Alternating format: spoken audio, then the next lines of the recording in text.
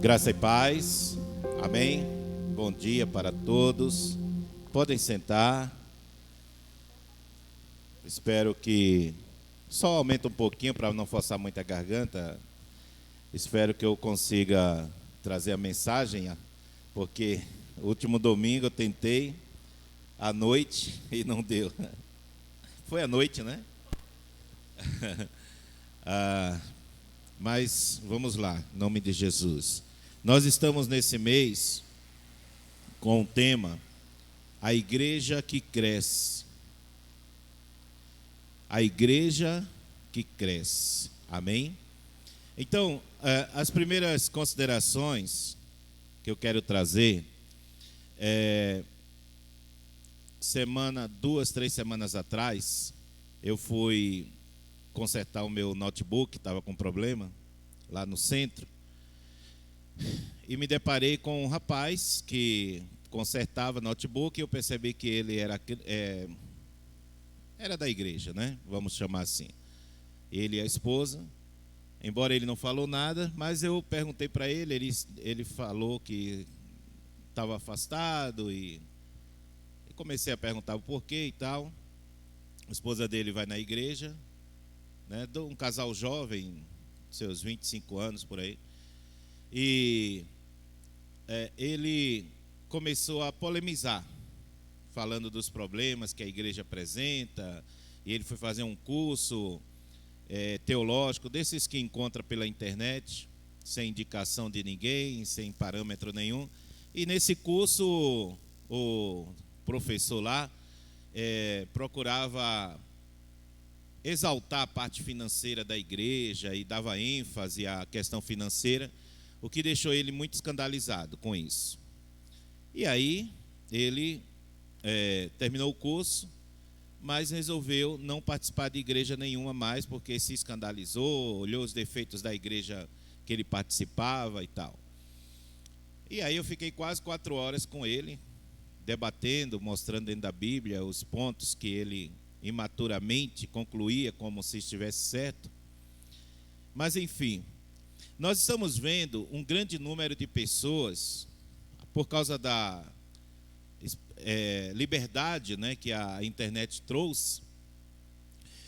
Muitas pessoas, inclusive a gente está debatendo isso no nosso treinamento vocacional, você está convidado a participar, e nós estamos vendo um grande número de pessoas que estão se sentindo como mestres na palavra, no ensinamento, pegam versículos isolados e falam frases de efeito, né? Temos também os chamados coaches agora, são pessoas que muitos até saíram da igreja e usam a palavra de Deus para ensinar como enriquecer, como ter uma vida próspera. Enfim, essa liberdade que a internet trouxe não é ruim, no meu ponto de vista. Trouxe muitas coisas boas, como também trouxe muitas coisas ruins. E uma delas, o IBGE em 2010, e agora eu acho que atualizando, não tenho a informação ainda, detectou um número muito grande de pessoas desigrejados. Foi denominado a partir daí como desigrejado. O que é um desigrejado? Desigrejado é aquela pessoa que não quer participar de igreja nenhuma, diz que não está desviado de Deus, né? Não acha que o dízimo, as ofertas, tudo isso é errado. Ela mesmo quer gerenciar seus dízimos, suas ofertas. Ela dá muita ênfase aos erros que as denominações, né, instituições como a nossa e outras erram e etc. e tal. E essa pessoa se denomina igreja. Igreja sou eu mesmo. Então, nós vamos ver, claro que isso não é um ensinamento, não tem tempo para dar um ensinamento completo, mas vamos ver nessa mensagem o que realmente significa a palavra igreja. Vamos refletir sobre essa questão do desigrejado, que é esse número crescente de pessoas que estão revoltadas com pastores, com igreja, com dízimo, com instituições e que se denomina igreja. E eu vou tentar de uma forma muito objetiva e mais simples fazermos a gente refletir sobre isso. Primeira coisa que igreja não é, tá? Primeira coisa que, se você estudar a palavra de Deus sem preconceito, de forma querendo aprender, primeira coisa que igreja não é. A palavra igreja no original é eclesia, tá? Então a palavra igreja é eclesia. Tá, mas o que significa isso? Significa uma reunião ou uma assembleia de pessoas reunidas, né? E no caso da igreja de Cristo, a eclesia é a eclesia de Cristo, a assembleia de Cristo. Amém? Então, eclesia, a palavra igreja, antigamente, antes de surgir a igreja de Jesus, a palavra era usada para assembleia. Então, qualquer assembleia era uma igreja. Com o advento da igreja de Jesus, Jesus disse: a minha eclesia, a minha igreja, as portas do inferno não prevalecerão. Como surgiu a assembleia de Cristo, a reunião das pessoas em Cristo, essa palavra foi ficando específico à igreja, a reunião em Cristo, reunião cristã. Amém? Então, a palavra igreja, ela faz menção a uma assembleia de pessoas que se reúne para adorar a Cristo. Amém? Vamos repetir, a palavra igreja faz menção a uma reunião de pessoas em torno de Cristo. Amém? Por isso que Jesus disse: onde estiver 2 ou 3 reunidos em meu nome. Então hoje a palavra igreja se refere a uma assembleia de pessoas, ok? Então logo essa pessoa que se diz igreja, ela está errada, porque ela sozinha, ela não é uma igreja. Amém? A pessoa, você sozinho, você não é uma igreja. A igreja é uma assembleia de pessoas que se reúnem em Cristo. Amém? Esse é o primeiro ponto para que você entenda. Eu não sou igreja. Por quê? Porque a igreja de Cristo é um corpo. Fale comigo assim: a igreja de Cristo é um corpo. Vejam, por exemplo, Efésios 4, 15 e 16. Então, a igreja de Cristo, antes de tudo, é uma assembleia de pessoas reunidas em Cristo, e ela forma um corpo. E um corpo não é um dedo. Já viram um dedo andando por aí? Não, um corpo é um conjunto de membros, amém? Interligados, e que faz uma pessoa. Então, vamos ver Efésios 4:15, que diz assim: antes, seguindo a verdade em amor, cresçamos em tudo naquele que é cabeça, Cristo, do qual todo o corpo, bem ajustado e ligado pelo auxílio de todas as juntas, segundo a justa operação de cada parte, faz o aumento do corpo para a sua edificação e amor.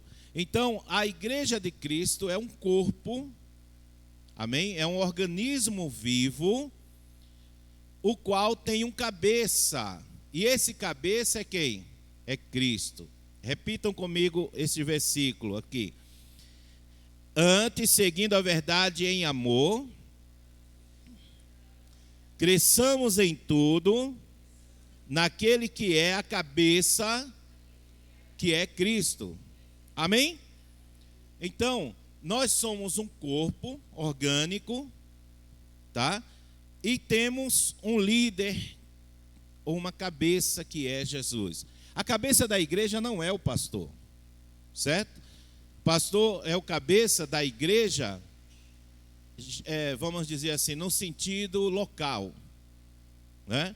Mas no sentido corpo místico de Cristo, corpo místico, Cristo é o cabeça. Ele é o dono da igreja. Então, pastor não é o dono da igreja. O dono da igreja é Cristo. Amém?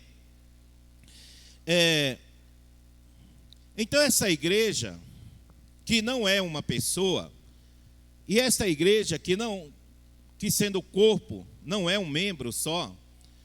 Você não vê por aí um olho, por exemplo, andando sozinho, você vê? Você vê por aí algum membro de algum corpo sozinho andando? Não, ao contrário. Quando o membro é cortado, quando o membro é decepado, o que acontece? Ele apodrece. Amém? Então, qualquer pessoa que se diz membro da igreja de Cristo, ele se isola dos demais, seja por revolta, trauma, seja lá por cargas d'água for, essa pessoa ela vai ser decepada, ela está sendo decepada, ela está se separando do corpo, porque esse corpo, olha o que diz aqui, ó, ele é bem ajustado, fale comigo assim, bem ajustado, ligado pelo auxílio de todas as juntas, segundo a justa operação de cada parte. Amém? Então, este corpo, que é a igreja de Cristo, preste bem atenção a isso. A igreja de Cristo, ela não é apenas uma igreja local. Pastor, o que é uma igreja local? Somos nós aqui, a igreja local. A igreja de Cristo é todos os santos, em todas as épocas, que se reúnem, ou se reuniram, ou se reunirá, em todas as épocas. Amém? Até a vinda de Jesus. Então, todos os santos, todos que fazem parte desse corpo, é a igreja de Cristo. Pode ser no Japão, na China, pode ser na Espanha. Todo esse povo é a igreja de Cristo. A igreja local é uma parte minúscula, um fragmento da igreja de Cristo. Então não importa se é assembleia, se é Deus é amor, se é isso, se é aquilo e tal. Desde que essa igreja pregue a palavra e viva a santidade, ela é a igreja de Cristo. Em qualquer parte do mundo. Amém? Em qualquer época da história da humanidade. Ok. Vamos lá então. Esta igreja, ela não se trata apenas de números, de pessoas. Você olha uma igreja muito grande, 2.000, 4.000 pessoas, 10.000. Temos a igreja da Coreia do Sul, que é considerada a maior igreja do mundo, tem aproximadamente 1 milhão de pessoas, local, em um só local. Ela se reúne em 7, 8 cultos por dia. Mesmo essa igreja sendo tão grande, ela não é maior do que a nossa, que é pequena. Como assim, pastor? Porque ela pode ser grande em número de pessoas, mas do ponto de vista de Deus, a igreja é pessoas que se reúnem e o número que necessita para isso. 2 ou 3 reunidos em meu nome. Então, a igreja de Cristo é todos os santos. Não pode ser uma pessoa. Então, quando você vê uma pessoa por aí dizendo, eu sou a igreja, eu não preciso ir lá para o templo, né? Ou não preciso ir à casa de oração. Cada um coloca o nome que quiser, né? Isso aí é coisa humana. Se é casa de oração, se é templo, se é salão, isso não importa. A igreja de Cristo não são as paredes. Amém? A igreja de Cristo somos nós, pessoas. Mas também a igreja de Cristo não é uma pessoa. Assim como o meu corpo não é um dedo. Meu corpo não é uma perna. Ao contrário, se eu cortar um dedo, ele vai apodrecer. Amém? Assim, qualquer membro da igreja de Cristo que procura viver isolado dos demais, ele apodrece. Ele vai morrendo aos poucos e não percebe. Essa igreja não se trata apenas de números, como eu falei. Ela se trata de um conjunto de elementos, de virtudes que Deus escolheu para cada um de nós enquanto igreja. Então, vamos ver Efésios 4, 13 ao 15. Diz assim: até que todos cheguemos à unidade da fé, ao conhecimento do Filho de Deus, a homem perfeito, à medida da estatura completa de Cristo. Para que não sejamos como meninos inconstantes, levados em toda roda por vento de doutrina, pelo engano dos homens que com astúcia enganam fraudulosamente. Antes, seguindo a verdade em amor, cresçamos em tudo naquele que é o cabeça, em Cristo. Amém? Cresçamos em tudo, não é apenas em número. Cresçamos principalmente na verdade e em amor. Irmãos, preste atenção. Você não pode andar na verdade sem amor, tá? Mas você não pode andar em amor sem verdade. Como assim, pastor? Tem pessoas que amam muito na cabeça dela, é um sentimento de afetividade que ela tem por outrem, mas ela não prima pela verdade da palavra. Então, o crescimento da igreja não pode ser verdade sem amor e nem pode ser amor sem verdade. Amém?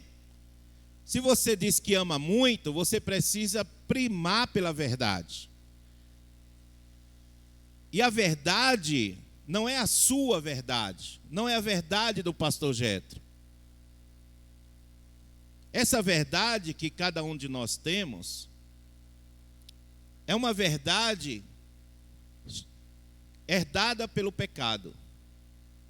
Essa verdade que eu e você temos, ela é defeituosa. Essa verdade, ela é uma oferta do diabo para o ser humano. Quando Satanás, ele disse para Adão e Eva, vocês serão igual a Deus, vocês terão conhecimento igual a Deus. A partir daí, todo mundo passou a ter a sua verdade. Já perceberam isso? Todo mundo tem a sua verdade. Ah, eu acho. Não, mas não, assim não. Não, eu concordo, não concordo. Está entendendo? Cada um de nós aqui somos cheios de verdades. Então a verdade que a Bíblia está falando não é a minha verdade.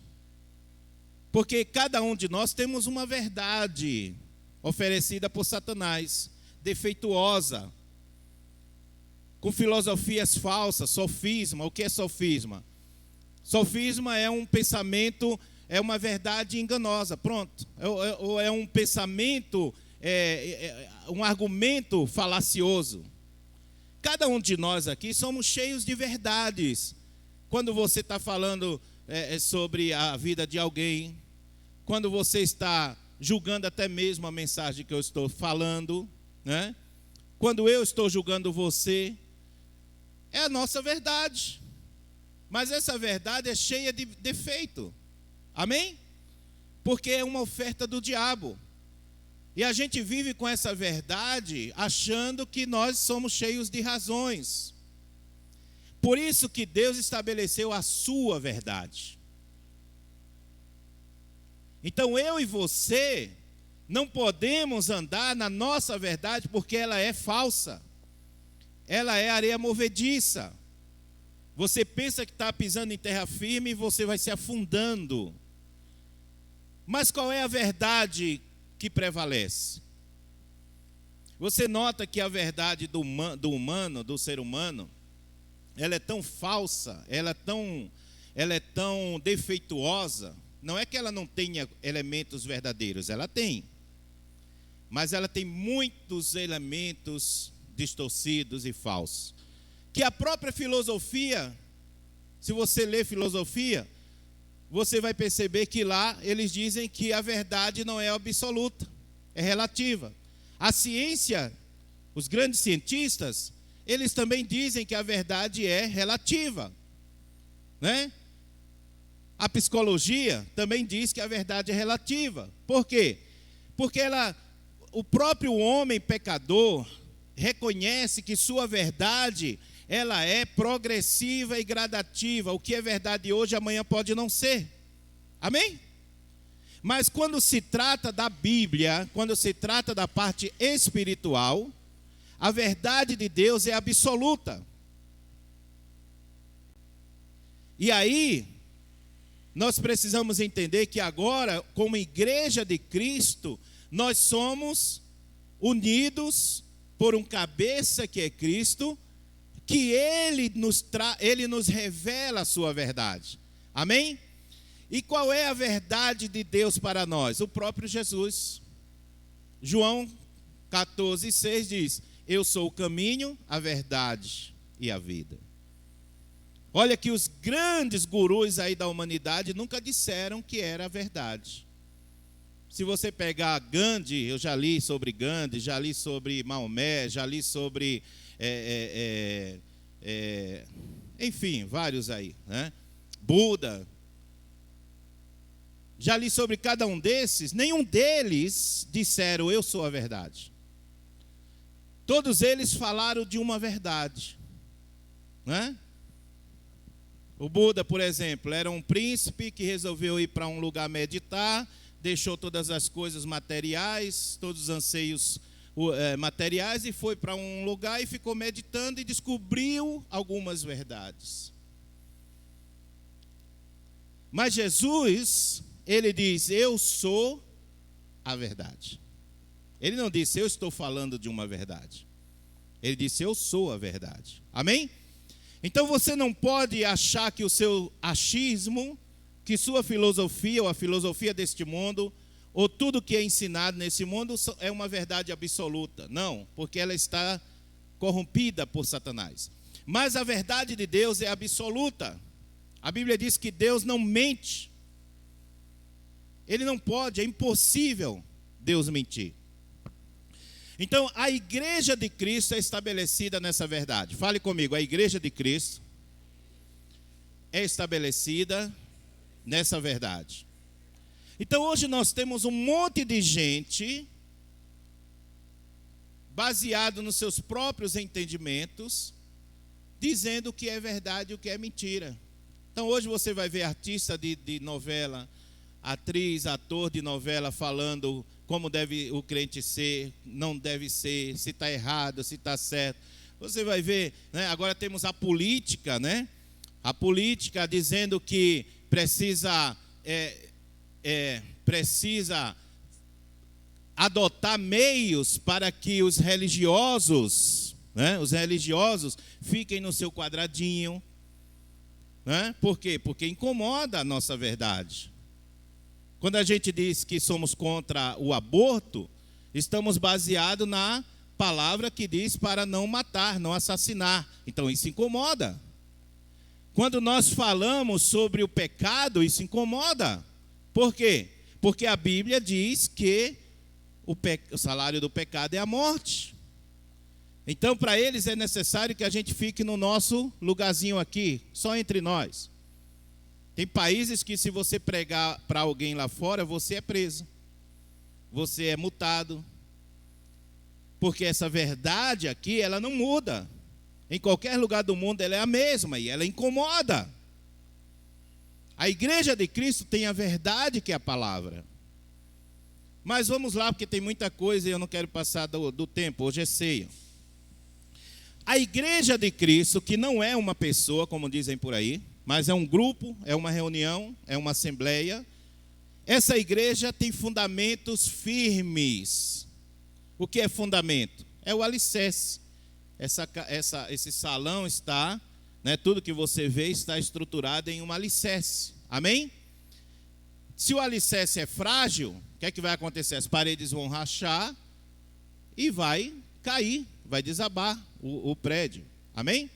Então, esta igreja, que não é só a igreja Shalom, mas a igreja de Cristo no mundo inteiro, em todas as épocas, esta igreja tem um fundamento. E que fundamento é esse? Primeiro fundamento, Jesus Cristo. Amém? Jesus é o fundamento, ele é o cabeça, mas ele também é o fundamento da igreja. Ele é o fundador da igreja. O pastor Jetro começou essa igreja em 1900 e tal. Não.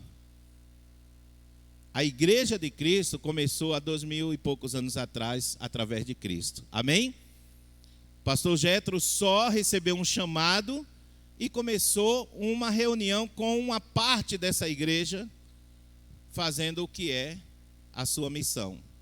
Mas a igreja de Cristo é a igreja que Jesus fundou. 2.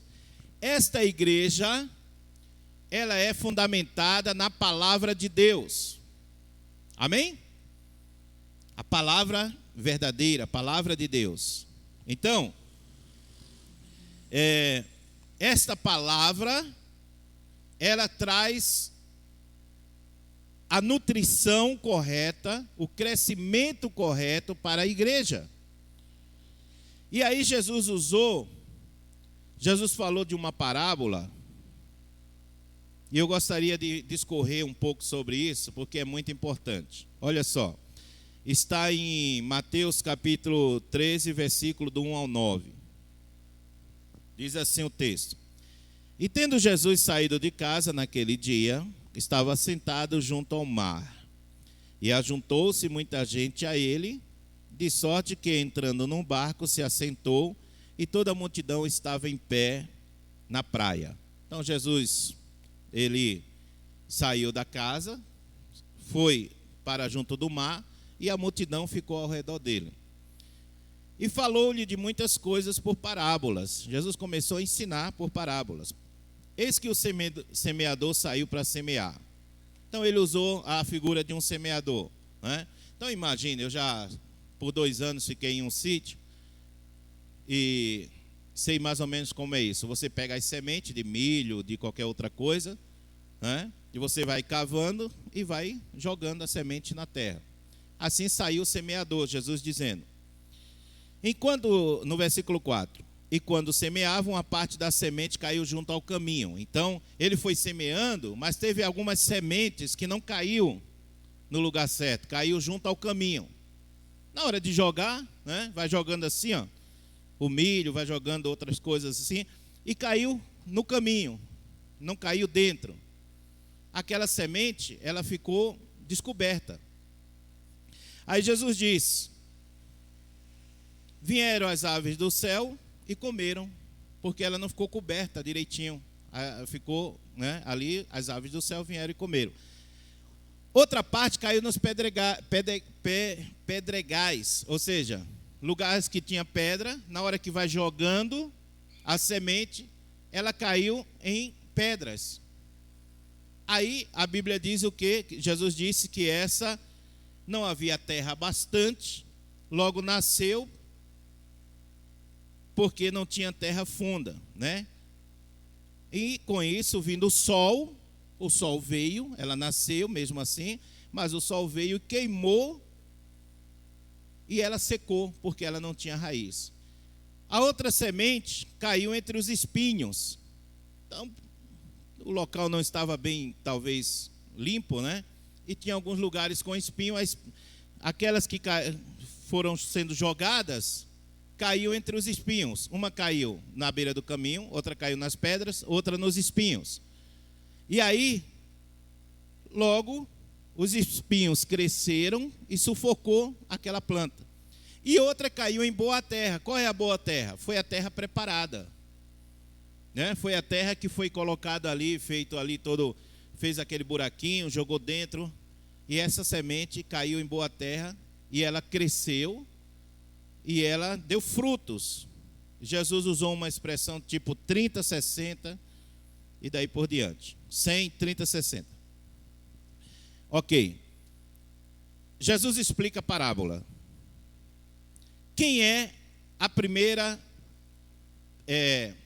pessoa? Primeiro, a semente simboliza a palavra de Deus ou o reino de Deus. Amém? Quem é o semeador? O primeiro semeador foi Jesus, que pregou a palavra, que viveu e que era a palavra.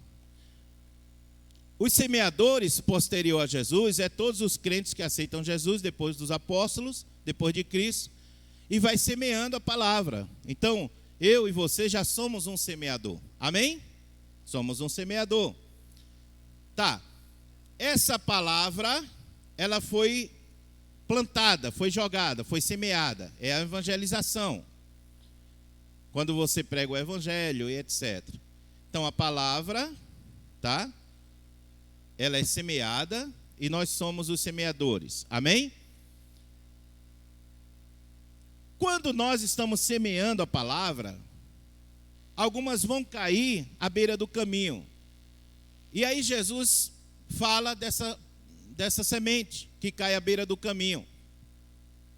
Ele diz depois, lá embaixo, você lendo, ele diz assim, presta atenção a isso, são as pessoas que ouvem a palavra, mas não a entendem. Opa! Você sabia, tem pessoas no nosso meio, Shalom, e eu não estou me referindo a ninguém individualmente, porque só quem sabe é Deus. Então já não fica aí se o pastor está me acusando de alguma coisa. Mas tem pessoas em qualquer igreja, inclusive na nossa, que está ouvindo a mensagem, mas não entende. Mas Jesus disse que ela não entende, não quer dizer que ela não tenha capacidade de entender. É que ela não se interessa. Ela acha importante estar na igreja, mas ela não acha tão importante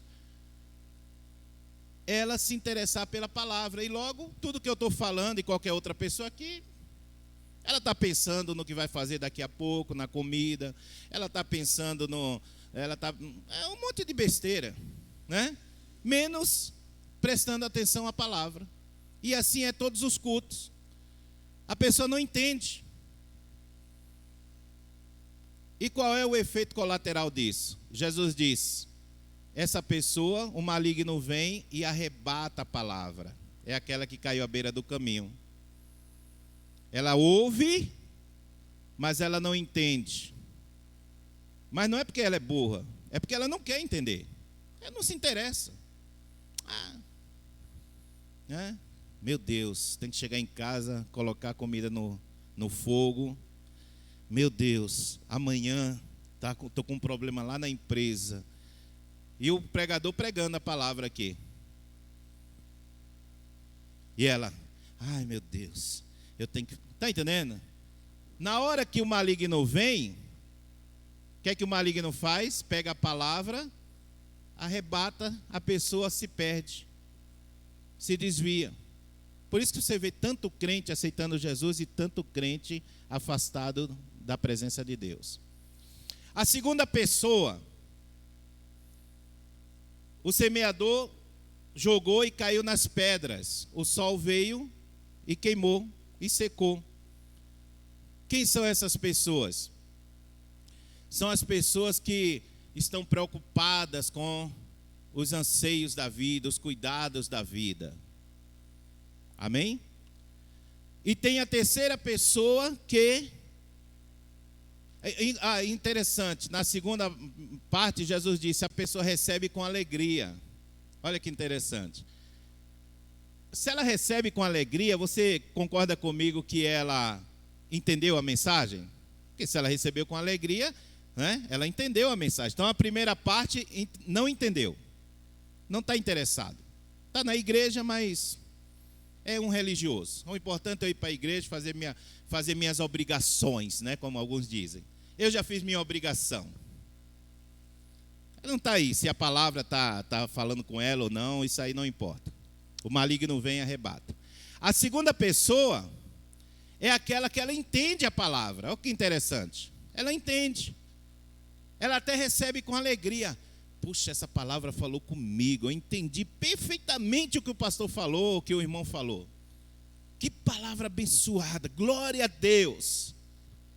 Ela recebeu com alegria, ela entendeu.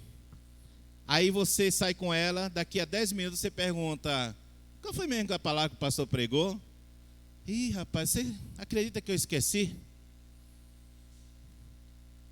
Ou seja, não tem raiz, não deixa a raiz crescer no seu coração. É aquela semente que fica nas pedras, entendeu? E aí o sol vem, seca. Cadê a palavra? Olha, foi uma benção. Eu até me alegrei, eu entendi tudo que o pastor falou. Mas o que foi mesmo que ele falou? Não lembro, mas o importante é que eu entendi. Essa daí, logo, o inimigo também se aproveita, os anseios da vida, os cuidados da vida. E tem a terceira pessoa que cai nos espinhos, são a que sufoca a palavra, né? Algumas é porque as riquezas começou, ganhei na loto, né? Crente nem deve, mas eu vou jogar na loto, aí ganhou, ou ganhei uma herança. Esse negócio de igreja, isso é para crente medíocre, não vou nem mais na igreja.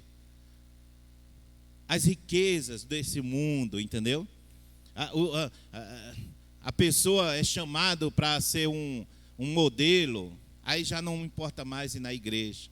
Se torna um cantor, você sabe que mas um número muito grande de cantores famosos nos Estados Unidos foram crentes de igreja. Aquela cantora que faleceu aí, sertaneja, eu não lembro o nome dela, num acidente de avião, se eu não me engano, né? Ela tem um vídeo dela, ela cantando na igreja, adolescente. Mas aí, a fama, não tinha palavra. A palavra estava nas pedras, entendeu?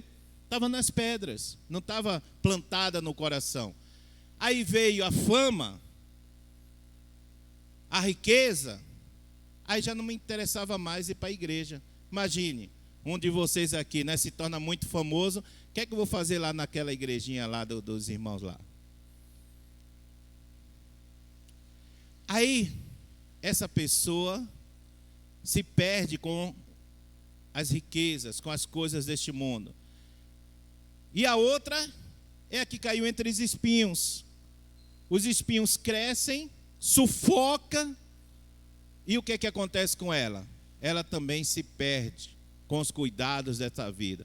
Eu falei aqui já para vocês um testemunho que eu fui num restaurante, numa pizzaria lá em Manaus, e eu vi um rapaz, garçom, antes dele atender, eu perguntei, você é cristão? Ele falou, pastor, eu estou um ano afastado. Por quê? Pastor não, quer nem saber que eu era pastor.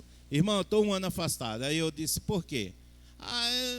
Olha, eu já fui líder de jovens, líder de célula, eu cantava no louvor, eu fazia, acontecia, né? Mas eu quero saber, por que você se afastou da igreja? Eu comecei a trabalhar, não começou a ter tempo mais, eu comecei a me dedicar mais ao trabalho, eu estava precisando pagar umas dívidas e etc e tal. E aí, já vai fazer um ano e pouco que eu não vou na igreja.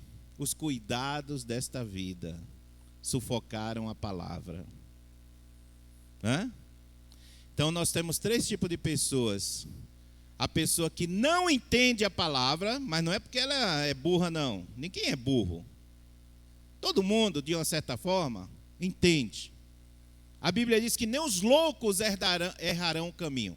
Nem os loucos errarão o caminho da eternidade. Então, a pessoa, na verdade, ela não quer entender. Ela não se interessa pela palavra. Cansa. Que chato. É muito chato estar ouvindo lá 30 minutos, pastor pregando, que saco. Entendeu? Essa pessoa não entende, não quer entender, e aí o maligno vem e arrebata, e amanhã ou depois ela está desviada. A segunda pessoa é aquela pessoa que a semente não caiu no coração. Ela até recebe com alegria, ela entendeu a palavra. Mas aí vem, né, as riquezas, as famas, o dinheiro, essas coisas. Então já não importa esse negocinho de igrejinha, né, e tal. Como essas cantoras famosas, principalmente nos Estados Unidos. E tantos outros, né, famosos aí. Elvis Presley. Era um cantor de igreja. Aquela tal de Mariah, não sei o que lá, famosa, não sei dizer o segundo nome dela. Como é? O jovem deve saber. Como é? Fala. Kelly. Mais ou menos isso. Vá buscar né? Vá buscar a história deles, você vai ver, a maioria deles era de igreja. Aquela Whitney Houston, né? Eu acho que é assim, né? Uma voz maravilhosa. Era de igreja, tem vídeos dela cantando em igreja. Mas essas pessoas se deixaram se levar pela sedução, pela riqueza. Então elas receberam com alegria, cantava lá com toda a simplicidade na igreja, ouvia a mensagem, se alegrava, mas se perdeu. E tem aquela que ouve a palavra, aí Jesus não fala assim, mas eu peguei as outras 3 partes, né, para entender o que Jesus quer dizer. Então vamos lá. A primeira não entende. Então a pessoa que ouve a palavra e planta no seu coração, na boa terra, então ela é a pessoa que ouve e entende. Amém? Segundo lugar, ela ouve, entende e se alegra. Amém? Ela ouve, ela entende e se alegra. Em terceiro lugar, ela ouve, ela entende, ela se alegra, mas ela guarda no seu coração. Amém? Aí nós vamos para Salmos. Escondi a tua palavra no meu coração para não pecar contra ti. O crente que faz parte da verdadeira igreja de Cristo e vai crescendo em amor, em santidade. Estou tudo falando aqui dentro dos versículos que eu já li. Crescendo em amor, em santidade, é o crente que ouve a palavra, entende a palavra, se alegra com a palavra, recebe a palavra no seu coração, na boa terra, que é o seu coração, e pratica a palavra. Amém? Só há um meio de você guardar a palavra. Só há um meio de você guardar essa palavra. Qual é, pastor? É você ouvindo, meditar. Você tem que meditar. Se é possível, pega um papel, uma caneta, se você é craque no celular, coloca, é assim que eu faço. Às vezes você vê com um tablet ali quando alguém está pregando, eu estou usando os recursos que eu tenho. Né? A pessoa fala uma palavra, eu vou lá no Google rapidinho lá, significado dessa palavra. E aí eu vou colocando ali num compartimento ali, né, virtual. E por quê? Medita dia e noite, foi o que foi falado para Josué. Você precisa meditar na palavra. Meditar não é pensar. Os que estão prestando atenção agora, estão pensando comigo. Mas pensar não é suficiente, você precisa meditar. Porque meditar está no nível mais profundo do que pensar. Quando você só pensa, vem um monte de coisa na sua cabeça. Você ouve o que eu estou falando, você está pensando, mas também você rapidamente está pensando um monte de coisa paralelo. Quando você medita, não. Você fica ali mastigando, é como fala, remoendo, né? Do boi que come, dizem, né? Que o boi come durante o dia e à noite ele fica guardando e fica remoendo ali a comida, né?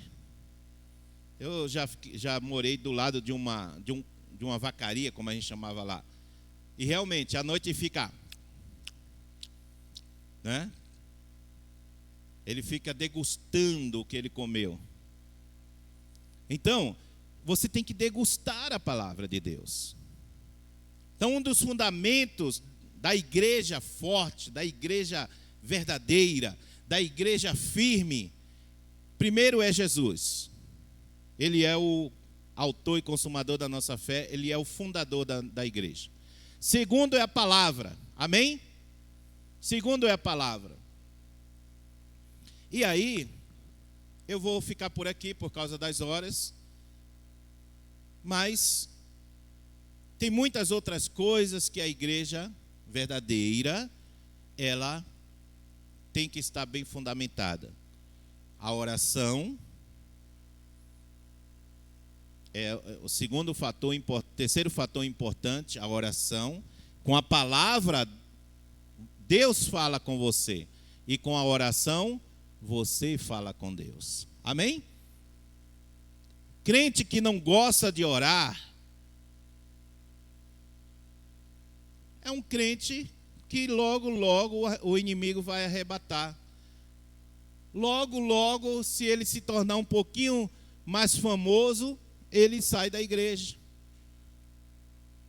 Logo, logo, os cuidados desta vida, como aquele garçom lá, como aquele rapaz que estava atendendo, a correria do dia a dia vai afastar ele da presença de Deus. Né? Um crente firme, olha só, Deus vai abençoando ele financeiramente, ele vai se tornando mais fiel a Deus. Ele vai enriquecendo. Eu conheço pessoas que eram pobres, ficaram ricas, mas são muito mais fiéis a Deus hoje. Um crente firme, é jovem, vai para uma faculdade, lá é bombardeado com um monte de heresias, de mentiras, mas ele se mantém firme porque ele conhece a palavra. Amém?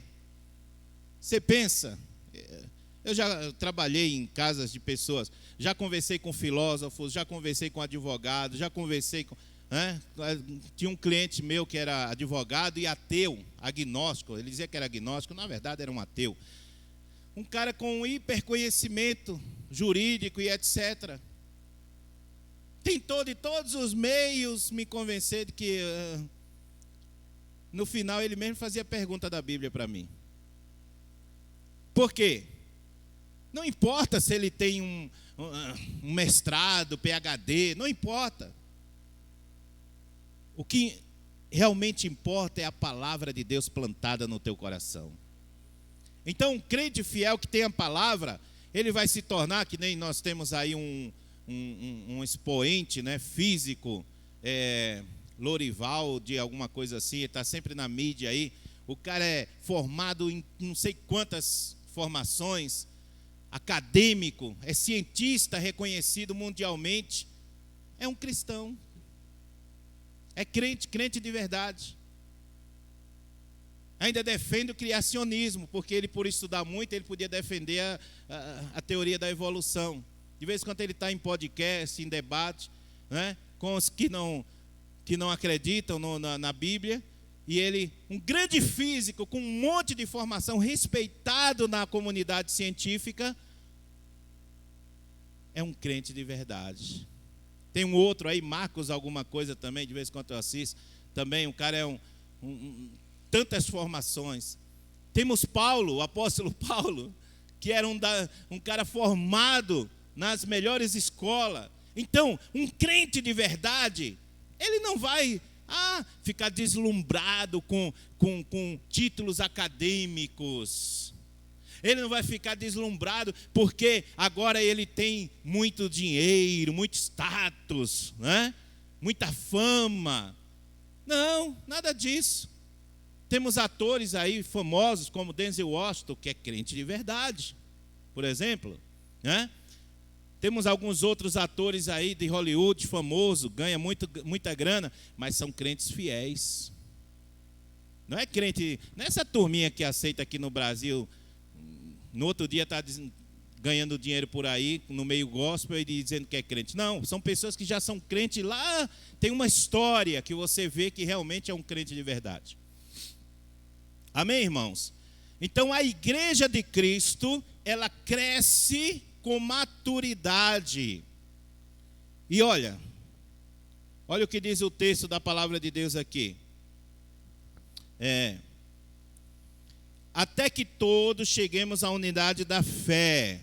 Unidade, só podemos chegar à unidade quando cada um de nós estivermos meditando na palavra de Deus. Porque senão cada um tem uma opinião diferente, a igreja não tem unidade.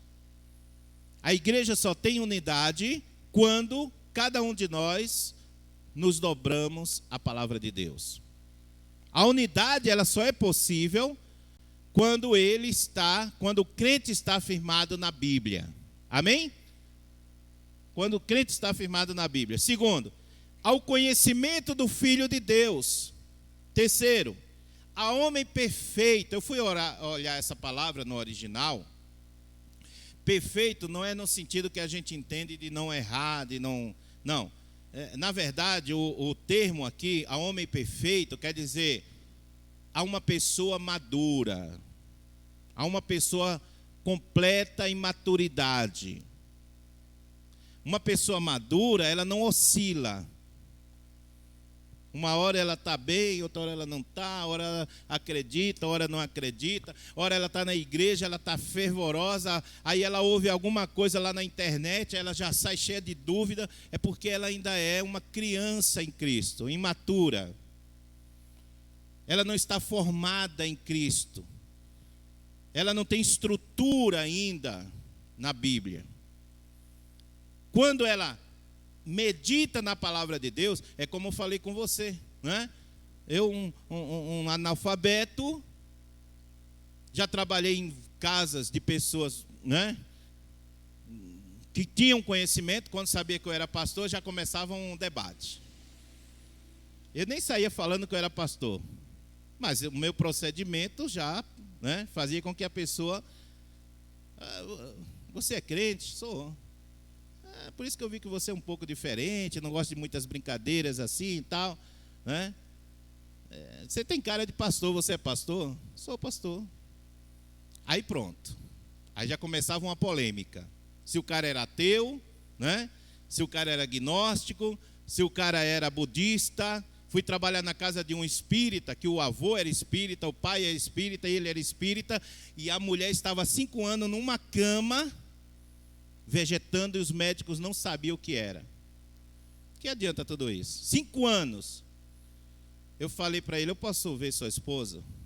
Pode, mas é o seguinte, eu respeito sua religião, você pode ver minha esposa, mas eu não quero nem que você ore por ela. Não, tá bom.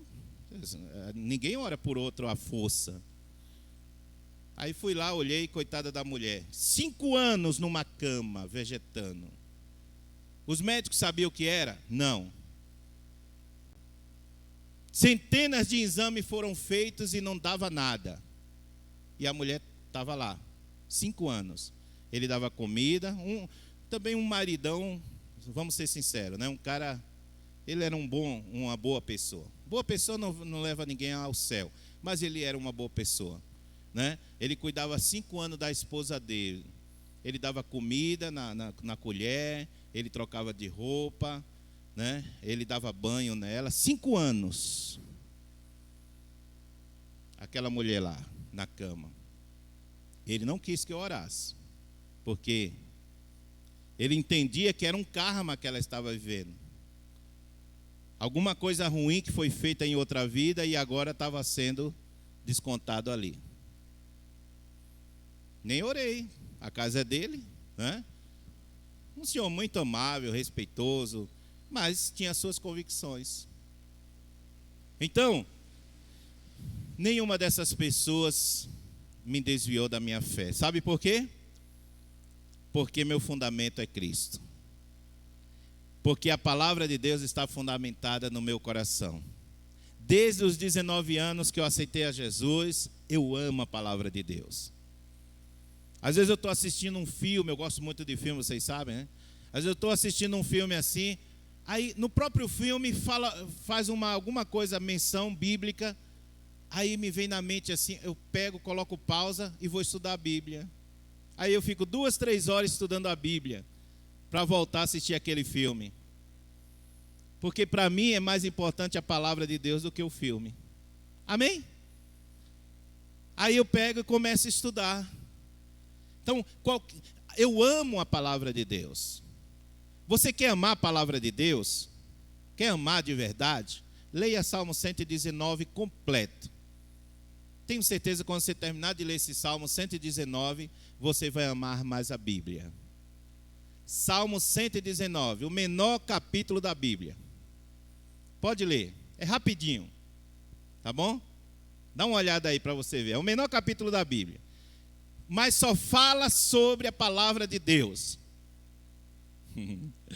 Lê todo esse capítulo. É rápido, é rápido. É o menor capítulo da Bíblia. Em casa você lê ele, tá bom? Que vai ser tão rápido aqui que nem compensa. Melhor ler em casa. Salmo 119. Então é isso, meus amados irmãos. Dá uma meditada rápida aí. E você em casa lê esse capítulo. Não é tão grande não. Se você ler ele completo, você vai amar mais a palavra de Deus. Porque ali é uma declaração poética do salmista, mostrando que toda a vida dele está fundamentada na palavra de Deus. Toda a vida dele está fundamentada. Mas amém.